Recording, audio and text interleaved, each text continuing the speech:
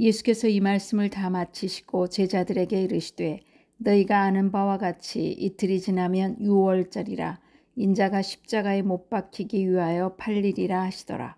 그때 대제사장들과 백성의 장로들이 가야바라 하는 대제사장의 관정에 모여 예수를 흉계로 잡아 죽이려고 의논하되 말하기를 밀란이 날까 하노니 명절에는 하지 말자 하더라.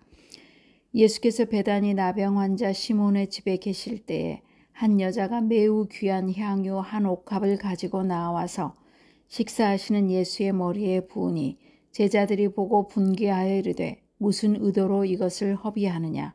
이것을 비싼 값에 팔아 가난한 자들에게 줄 수 있었겠도다 하거늘 예수께서 하시고 그들에게 이르시되 너희가 어찌하여 이 여자를 괴롭게 하느냐. 그가 내게 좋은 일을 하였느니라.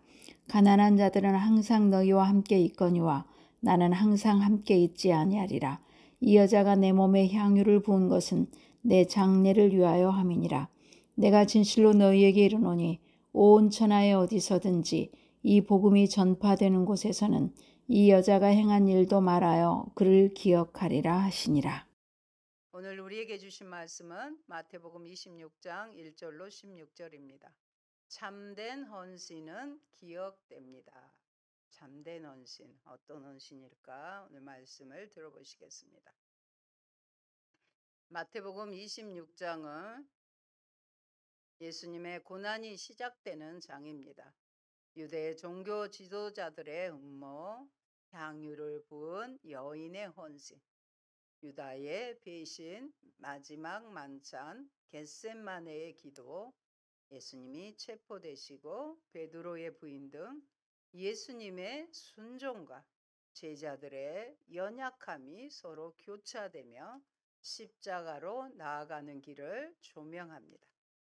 이 26장은 신자의 제자도 또 헌신, 회개의 본질을 깊이 성찰하게 합니다. 오늘 본문 말씀은 화요일 말미에서 예수께서 체포당하시기 전인 목요일 밤까지의 일을 다루고 있습니다. 예수를 살해하기 위한 유대 종교 지도자들의 음모가 구체적으로 진행되고 있는 가운데 예수님의 마지막 네 번째 순환 예고를 기록하고 있습니다. 주님의 십자가 순환이 언제 어떻게 이루어질 것인지가 구체적으로 나타나고 있습니다. 즉 주님은 당신의 십자가 순환이 유월절에 그리고 측근에 의해 팔릴 것임을 구체적으로 밝히고 계신 것입니다. 이는 주님의 십자가 순환이 주님께서 힘이 없거나 무지해서가 아니라 인간의 구속을 위하여 스스로 당한 은혜의 구속 사역임을 분명하게 깨닫게 해줍니다. 그럼 이제 본문 말씀을 통해 우리에게 주시는 구체적인 교훈을 살펴보겠습니다. 첫째, 예수님의 네 번째 순환 예고와 종교 지도자들의 예수 살해 음모입니다. 1절 말씀에 예수께서 이 말씀을 다 마치시고 제자들에게 이르시되, 이 말씀은 이제 앞으로 진술된 새로운 사실에 대한 도입부라는 사실을 암시하고 있습니다. 예수께서 말씀을 모두 마치시고 동시에 십자가 희생을 통한 제사장적 사역의 영역으로 들어가고 계심을 보여줍니다. 제자들에게 이틀 후 곧 유월절에 자신이 십자가에 못 박히기 위해 팔릴 것이라고 최종적으로 예고하십니다. 곧 이스라엘의 출애굽 당시 인간을 대신하여 죽음으로써 사람을 죽음에서 구하여 준 유월절 어린 양처럼 예수님 자신이 모든 백성을 죄에서 구원하기 위한 희생의 양이 될 것임을 강력하게 암시하고 있는 것입니다. 팔리우리라는 반드시 넘겨지게 될 것이라는 의미를 함축하고 있습니다. 예수께서 팔리우시는 것은 인류의 죄를 대속하기 위하여 반드시 필요한 것이며 이미 만세 전부터 계획된 일임을 분명히 보여줍니다. 가룟 유다에 의하여 예수께서 대제사장들과 백성의 장로들에게 넘겨지는 것을 가리키고 있지만 결국은요, 이 모든 일이 하나님의 주권적인 결정에 의하여 반드시 성취될 것임을 암시하는 것입니다. 대제사장과 장로들이 당시 대제사장인 가야바 집의 안뜰에 모여 회의를 가집니다.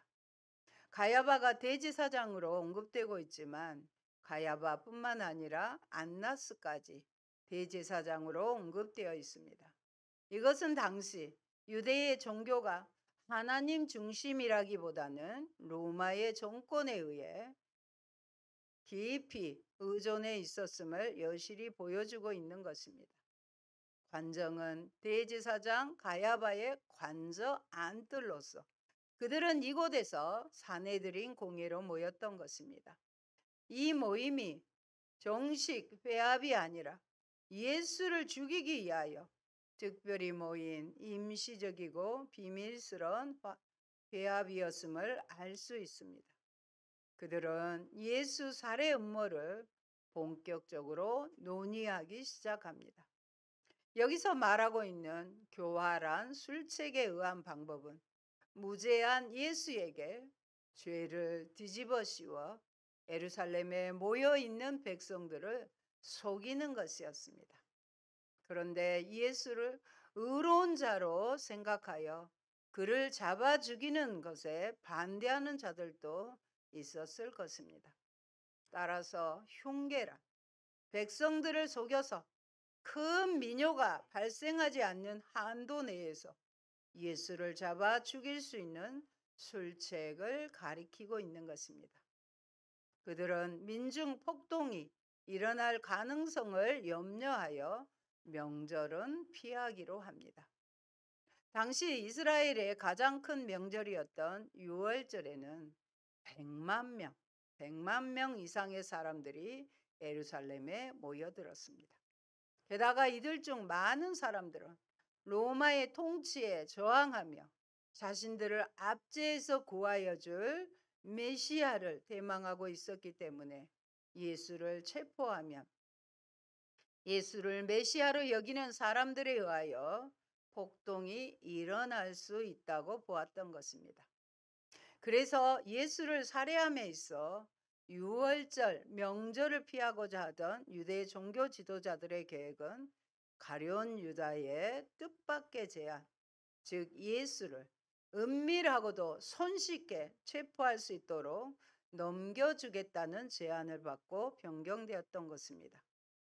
그러나 이들의 계획과는 달리 예수님은 유월절 기간 중에 십자가에 못 박히게 되었습니다. 이는 결국 예수의 십자가 죽음과 관련된 모든 일이 대제사장들과 장로들에 의하여 된 것이 아니라 하나님의 예정과 섭리에 의해 일어났음을 보여주고 있습니다. 여러분, 예수의 십자가 순환 사건은 결코 우연이나 우발적으로 발생한 사건이 아니었습니다. 그것은 신적 작정과 섭리의 결과였습니다. 우리는 이 사건을 통해 인류 구속을 위한 하나님의 계획이 얼마나 치밀하게 진행되는지 발견할 수 있어야 하겠습니다. 그리고 우리의 최종적인 구원도 하나님의 치밀한 계획과 섭리 속에 언젠가 완전히 성취될 것을 믿어 의심치 말아야 하겠습니다. 둘째, 베다니 시몬의 집에서 한 여인이 값비싼 향유 한 옥합을 예수께 부읍니다. 이 사건이 일어나는 장소는 베다니에 있는 나병 환자 시몬의 집이었습니다. 그가 예수님과 함께 있었을 때는 나병을 치료받은 상태였을 것입니다. 왜냐하면 당시 나병 걸린 자는 의식법상 불결한 자로 간주되어 사회로부터 완전히 격리되어야만 했으며 건강한 사람들과 더불어 생활할 수 없었기 때문입니다. 7절 말씀을 보시면 한 여자가 매우 귀한 항유 한 옥합을 가지고 나와서 식사하는 예수의 머리에 부으니. 보통 향유를 담은 이 병은 임봉이 되어 있었으므로 그 향유를 사용할 때에는 주둥이를 깨뜨려야 했습니다. 이러한 항유 옥합은 매우 비싸고 희소하여 귀인들에게나 드리는 선물용으로 사용되었습니다. 그것을 화폐 가치로 따지면 약 300데나리오, 즉 노동자 한 명이 1년 동안 일해서 벌 수 있는 엄청난 액수였습니다. 1년치 연봉을 그 여인은 드린 것입니다. 그런데 여인의 향유는 값비싼 것이 아니라 마음의 표현이었습니다. 머리에 부어진 향유는 예수님의 몸을 타고 발에까지 흘려내렸던 것입니다. 마리아의 이러한 행위는 그 당시 귀한 손님에게 존경을 표하는 관례를 따라 예수님께 가장 큰 존경과 영광을 돌린 것입니다. 나사로의 누이이며 마르다의 자매인 그녀가 주님으로부터 과거에 받았을 사랑에 보답하는 마음으로 이루어진 것으로 볼 수 있습니다. 그러나 이런 행위를 보고 지금 마태는 2절에서 기록하고 있는 대로 예수님의 순환이라는 주제의 모든 사건을 맞추어 전개해 나가는 과정에서 대제사장들과 백성의 장로들뿐만 아니라 그의 제자들조차도 예수의 십자가 죽음의 참 뜻을 모르고 있었음을 드러내고 있습니다. 마태는 이러한 제자들의 영적 무지를 드러냄으로써 예수님의 십자가 사건은 오직 하나님께서 자신의 섭리 가운데 정하신 오묘한 사건임을 강조하고 있는 것입니다. 예수가 당할 순환과 죽음에 대해서는 전혀 깨닫지 못한 채 단지 예수님의 몸에 쏟아부은 그 값비싼 향유를 아까워만 하고 있는 제자들의 영적 무지를 암시적으로 드러내기 위한 것입니다. 10절 말씀입니다. 예수께서 아시고 그들에게 이르시되 너희가 어찌하여 이 여자를 괴롭게 하느냐? 그가 내게 좋은 일을 하였느니라. 세상은 낭비라 보지만 예수님은 기념할 일이라 보십니다. 예수님을 향한 여인의 뜨거운 사랑의 행위가 제자들의 매도에 의해 졸지에 천박하고 경솔한 행동으로 애곡된 상황이 여인에게 얼마나 큰 심적 고통이 되었는지를 여실히 드러내주는 것입니다. 더욱이 이 여인의 헌신은 그 자신이 그 참 의미를 몰랐을지라도 예수께서 보시기에 그의 장례를 준비하기 위하여 한 참으로 훌륭한 행위였습니다. 내게는 나를 위하여라는 뜻으로 즉 향유를 부은 여인의 행위는 결코 가난한 자를 위하여 이하지 않는 낭비였거나 다른 어떤 목적이 있는 것이 아니라 바로 예수 자신을 위한 것으로서 결국 이는 예수 자신을 위하여 장사를 준비하는 특별한 행위였음을 강조하십니다. 이 세상이 지속되는 한 가난한 자들은 계속 존재할 것이며 그러므로 그들을 구제하는 기회도 항상 주어져 있습니다. 그러나 예수님은 며칠 있지 않아 이 세상을 떠날 것이므로 예수께 향유를 부은 여인의 행동은 더 시급하고 가치 있는 편을 택한 결과를 낳았던 것입니다. 예수께서 제자들의 비난을 조지하시며 그녀의 행동은 좋은 일이었다고 변호하십니다. 오히려 기념하라 명하십니다. 예수님의 순환을 앞두고 값비싼 향유를 아낌없이 부은 한 여인의 헌신과 은 30에 스승을 판 가룟 유다의 배반을 극적으로 대비시키려는 목적도 있는 것으로 볼 수 있습니다. 예수의 장사를 위해 향유를 붓는 이 귀한 일을 하게 된 사람은 바로 마리아였습니다. 이렇게 여인을 부각시키고 있는 것은 예수님의 죽음을 전혀 알지 못한 무지한 열두 제자와 대비하여 예수님의 장사를 준비한 이 여인을 그리스도의 진정한 참 제자의 모형으로 제시하기 위해서라고도 볼 수 있습니다. 하나님은 진심 어린 섬김을 기억하십니다. 실로 복음은 그리스도의 대속적인 죽음을 통한 인간의 구원을 그 핵심 내용으로 하기 때문에 그리스도의 죽음을 예비하는 의미를 지닌 이 여인의 행위가 복음이 전파되는 곳마다 길이 기억되어지는 것은 자연스러운 일입니다. 그러므로 복음이 전파되는 곳마다 이 여자의 행위도 함께 전파되어 여인을 기념할 것이라고 명하셨습니다. 그 말씀대로 향유 부은 여인의 충성된 일은 복음서에 기록이 되어 성경을 읽는 모든 사람이 기억하고 기념하고 있습니다. 여러분, 그렇다면 왜 주님은 당신의 복음과 함께 이 여인의 행위가 동반 전파되는 것을 원하셨을까요? 그것은 복음은 예수님에 대한 인간의 응답으로 그 진리가 드러나기 때문입니다. 그 진리를 믿고 응답한 사례가 있어야 진리는 빛이 납니다. 그 진가가 드러납니다. 예수 그리스도가 경배받고 믿어 구원받을 구세주인 줄 사람들이 어떻게 알겠습니까? 그분의 존재 가치를 어떻게 실증할 수 있습니까? 바로 우리들의 믿음과 충성 생활이 그 방법입니다. 불신자들은 성도들의 생활을 보고 복음 진리의 실상을 볼 수 있는 것입니다. 그리스도인을 보고 그리스도를 잘 알 수 있는 것입니다.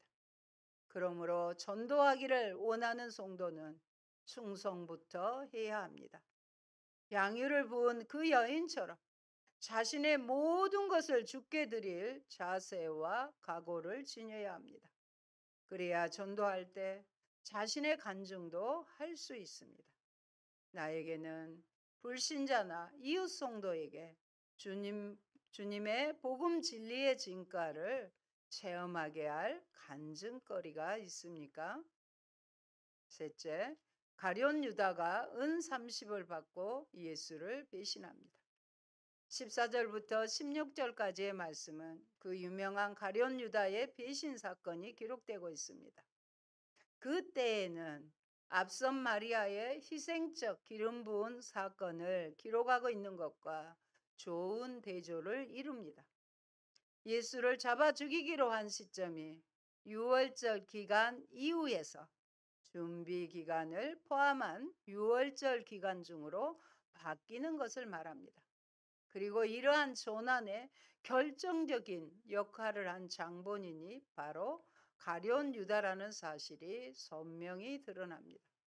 이 시점에서 예수가 받게 될 순환의 의미를 우리는 살펴볼 필요가 있습니다. 하나님 나라의 복음을 전파하며 당시 부패한 기득권자들을 맹렬히 공격한 예수에 대하여 그들은 사리를 품고 있었으며 예수님을 죽일 기회를 엿보고 있었습니다. 그리고 바로 그때 이루어진 가룟 유다의 배신 행위가 예수님을 유월절의 어린 양으로 죽게 한 결정적인 계기를 제공했습니다. 예수님 죽음의 의의는 무엇보다도 구원의 성취로서 필연적이며 죄에 대한 하나님의 공의를 만족시키는 법적 죽음입니다. 실로 예수의 죽음은 하나님이 범죄한 아담에게 주신 여자의 후손에 대한 예언에서부터 이미 예고된 것입니다.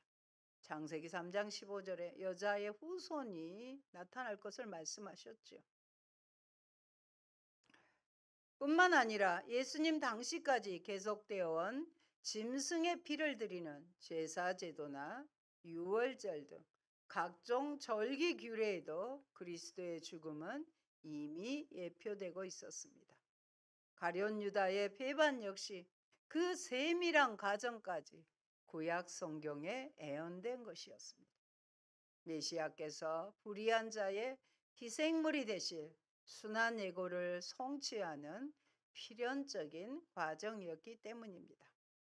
우리 모니터 한번 보실까요? 스가랴서 11장 12절의 말씀입니다. 내가 그들에게 이르되 너희가 좋게 여기거든 내 품삯을 내게 주고 그렇지 아니하거든 그만두라. 그들이 은 30개를 달아서 내 품삯을 삼은지라. 아멘. 이미 스가랴서에 예언된 예수님의 은 30에 팔릴 것이 예언된 말씀이에요.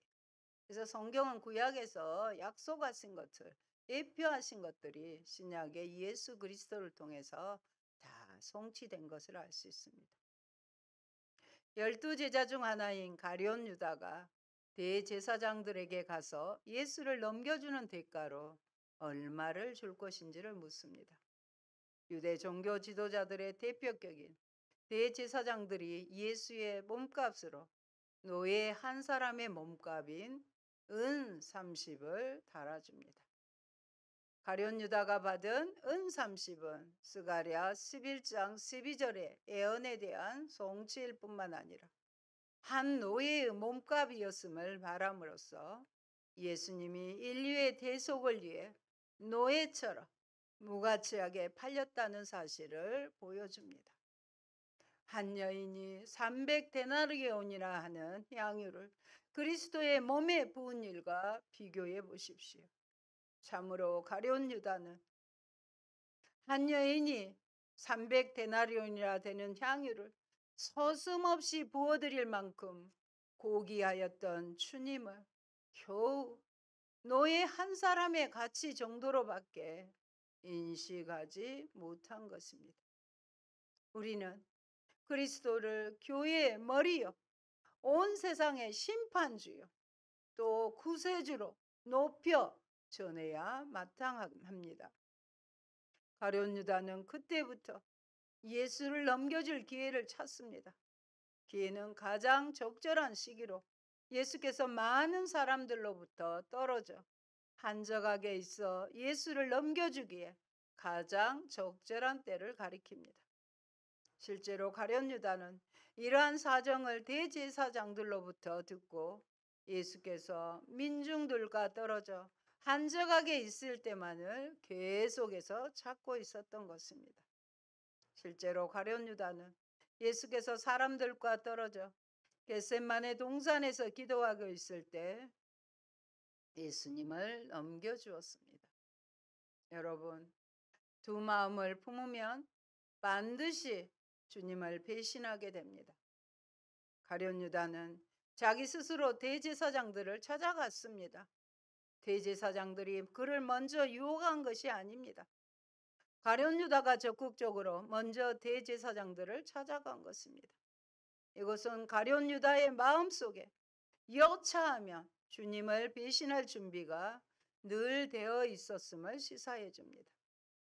사실 그가 주님을 따른 것은 물질적이고 세속적인 행복에 대한 기대 때문이었습니다. 참으로 두 마음을 품고 있었던 가룟 유다의 배신은 필연적인 사건이었습니다. 사람은 하나님과 세상 두 주인을 동시에 섬길 수 없는 것입니다. 하나님과 세상 두 주인을 섬기려다 보면 반드시 하나님을 배신하게 되어 있습니다. 그것은 두 주인을 섬기려 할 경우 당장의 만족을 주는 세상을 택하기 마련이기 때문입니다. 그리스도를 주님으로 부르는 것은 그분만이 우리의 유일한 주인이라는 의미입니다. 그분만을 자신의 왕으로 섬기는 사람들이 바로 그리스도인들입니다. 사랑하는 성도 여러분, 본문에는 대조적인 두 사람이 나옵니다. 한 사람은 300데나리온이나 되는 향유를 아낌없이 주님께 부어 주님의 장사를 예비한 아름다운 여인이요. 다른 한 사람은 담력에 눈이 멀어 은 30에 주와 스승 되신 예수님을 팔아넘긴 가룟 유다입니다. 이 두 사람은 복음이 증거되는 곳에는 함께 증거되고 있습니다. 그러나 여인은 축복의 대명사로, 가룟 유다는 저주의 대명사로 증거되고 있는 것입니다. 여러분은 어떤 인물로 남고 싶습니까? 여인과 같은 인물입니까? 가룟 유다와 같은 인물입니까? 선택은 우리의 몫입니다. 그러나 결과는 축복과 저주, 영생과 영버림을 잊지 마시기 바랍니다. 아멘. 할렐루야. 고마우신 아버지, 귀한恩씨는 기억됩니다. 예수님의 장례를 위해서 마리아는 300데나리온 1년치의 가장 귀한 헌물을 주님께 존귀하게 여겨 바쳤습니다. 그러나 가룟 유다는 3년 동안이나 따라다닌 선생님을 배신하여 은30 노예의 몸값을 받고 대제사장들에게 예수를 팔려고 기회를 엿보고 있습니다. 하나님 아버지, 우리는 무엇이 가장 소중하고 무엇이 가장 귀하고 무엇이 가장 가치 있는지를 깨달아 알 수 있게 하여 주옵소서. 세상과 주님 사이에서 방황하지 않게 하시고 오직 예수님으로, 예수님 안에 있는 풍성한 영생과 삶을 기대하며 믿음으로만 승리하는 저희가 되게 하여 주옵소서. 예수님 이름으로 기도합니다. 아멘.